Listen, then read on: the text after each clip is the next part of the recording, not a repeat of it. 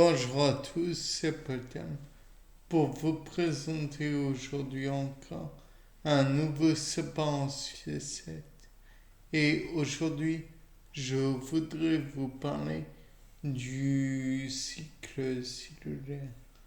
Donc, bien sûr, nous connaissons tous la mitose avec ses différentes prophases, métaphases, anaphases, télophase, les étapes de la prophase, leptotène, zygotène, bactène, diplotène, diasnèse, et j'en passe.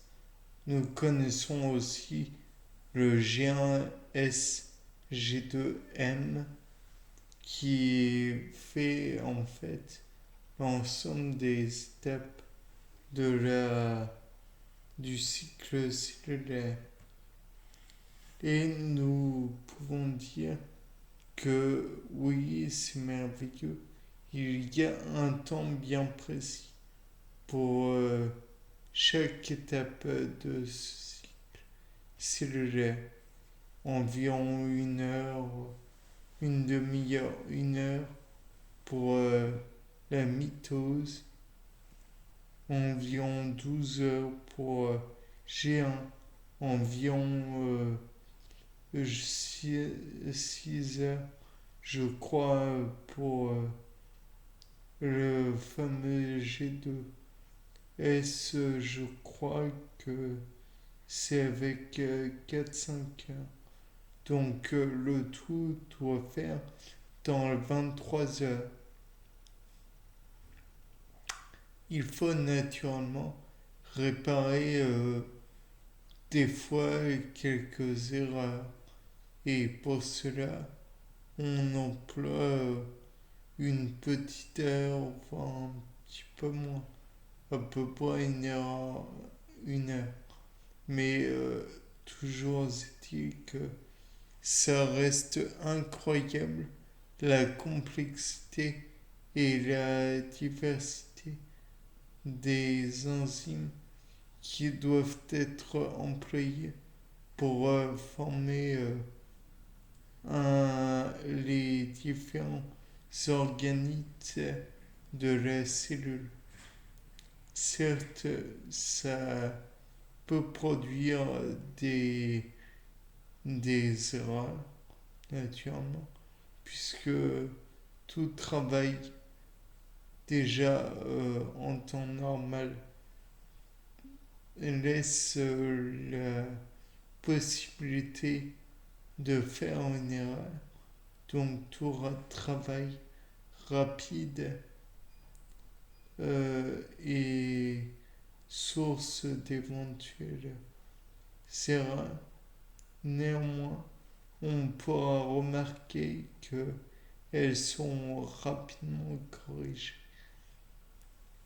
Et c'est là que vient un problème, à savoir le fait que les erreurs peuvent être amplifiées, voire causées par des principes, des principes cellulaires, puisque certains mécanismes de défense, par exemple celui de la vanblastine, qui est, je crois, extraite de la pervenche de Madagascar, engendre un ralentissement de toute la mécanique cellulaire, qui dit, voire même un stop de la mécanique cellulaire. Et donc, comme vous le savez, qui dit ralentissement, voire stop, dit difficulté à maintenir l'état de vie, car la vitesse est indispensable. Le côté cinétique est indispensable même pour maintenir la vie. S'il n'y avait pas une certaine vitesse, alors on peut envisager que la vie serait entravée, voire même mise en péril, comme dans le cas de la colchicine, de la vinblastine, et j'en passe. Donc le fait est que même si ça demande un certain effort, il faut maintenir cette vitesse. La DNPH et je crois l'arsenic provoquent des problèmes eux aussi. Mais on peut envisager des problèmes autres. Par exemple, la dinéine ou dynamine. Je ne sais plus tout à fait. Quand les... Comment dire? Là, il y a une phase d'étirement au pôle des différents chromatines. Euh, Celles-ci ont des faisceaux de division qui sont produits et ces faisceaux sont en dinéine et vont permettre de rapprocher petit à petit ces, ces chromatides. Donc, bien sûr, le fait est que s'ils ne sont pas ramenés assez vite, alors dans ce cas, on est sûr que la division ne pourra être exécutée en temps voulu.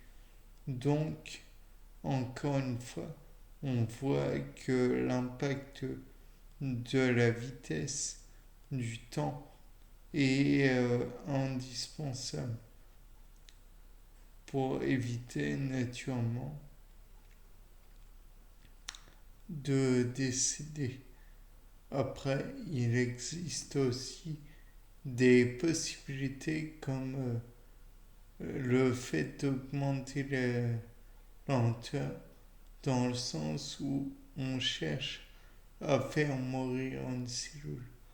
Par exemple, lorsque la cellule est devenue tumorale, on peut envisager le fait de ralentir euh, le, la vitesse de croissance cellulaire, comme via la vinblastine, je crois.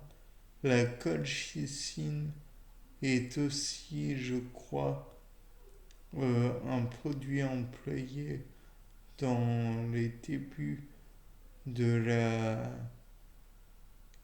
la tumeur au cerveau, enfin de la cancérologie, de l'oncologie. De plus, j'imagine très bien que si il y a eu des produits faits par la colchicine,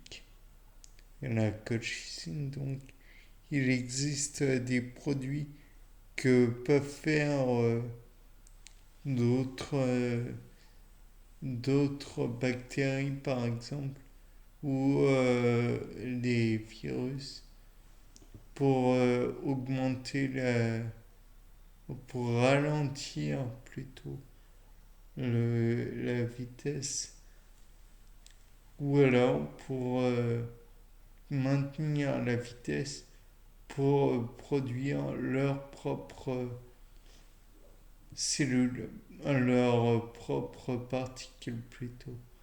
Un virus n'est pas une cellule. Par exemple, nous pouvons parler de papillomavirus qui, en augmentant juste en en, comment dire, en parasitant le, le mécanisme de la cellule, va faire liser celle-ci.